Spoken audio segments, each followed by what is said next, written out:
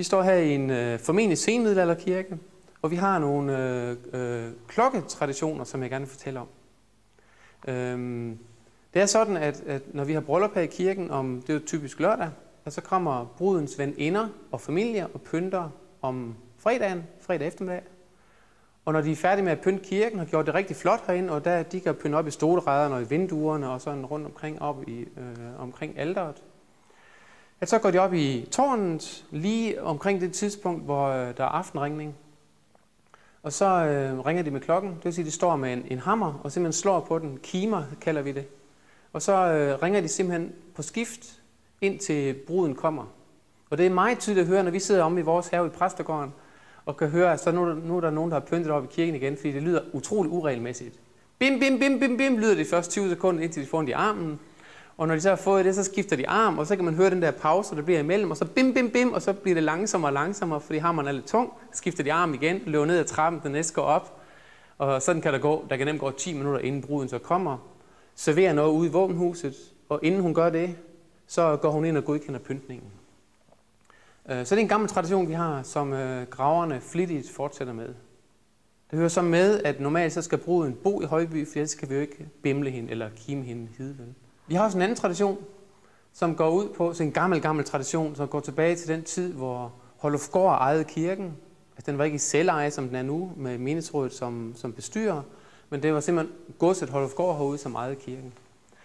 Og det var så sådan, at ude på muren herude, på den nordlige del af kirken, der er der 2 ringe, der sidder sådan med et par meters mellemrum.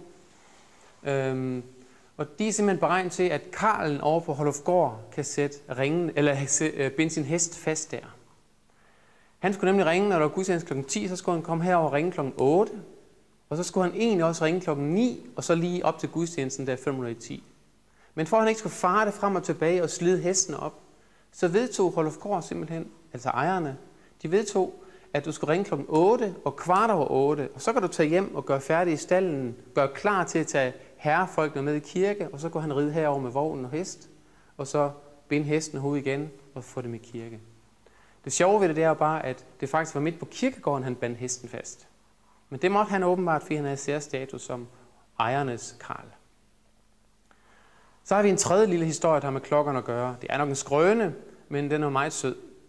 Det er kirken her, den er bygget lige ved siden af Thorsagergård. Det vil sige, at kirken er formentlig bygget på det sted, hvor man dyrkede Thor og Odin, altså de gamle nordiske guder.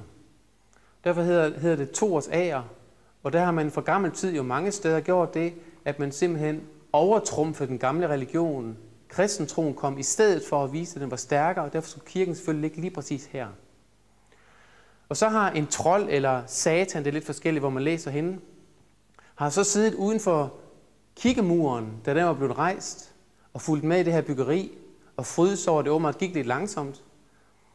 Men den her trold eller satan eller djævel, hvad det nu var, blev så forskrækket, at kirkeklokkerne lød for første gang, og det hele kom til at virke og fungere som gudstjenesterum, at han skreg vildt og satte fingrene ind i murene, ind i stendiget, og nu kan man hernede, lige uden for kirkediget, kan man simpelthen se, hvor han satte fingrene i. Så vi har bevis på, at Satan faktisk findes her i Højby Kirke. Men at han vel at mærke der uden for kirkegårdsdiget. Så vil jeg gerne fortælle lidt om den dobbeltlåge, eller dobbeltport, vi har lige bag ved mig. Det var sådan, at Hollufgård altså ejede kirken i rigtig lang tid, forskellige slægter. Det våbenskjold, vi har oppe bag ved mig, der kan man inderst inde se, at der er en rose og en vinge, fordi slægten hed Rosenvinge.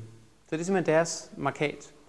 I 1728 byggede de der, hvor der tidligere var en kvindeindgang og et våbenhus.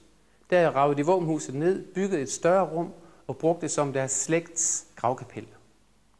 Og siden da har menighedsrådet så brugt det her rum som, ikke som gravkapel, men som ligkapel. Det vil sige, at kisterne kan stå derude, inden de kom ind i kirken til begravelse. Men derfor de der flotte døre, fordi de ligesom skulle vise, at også når vi er døde, er vi noget særligt. Derfor skulle det være tæt ved kirken. De var balsameret. Man gjorde rigtig meget ud af på den måde at fastholde mindet om tidligere slægter på Hollufgård.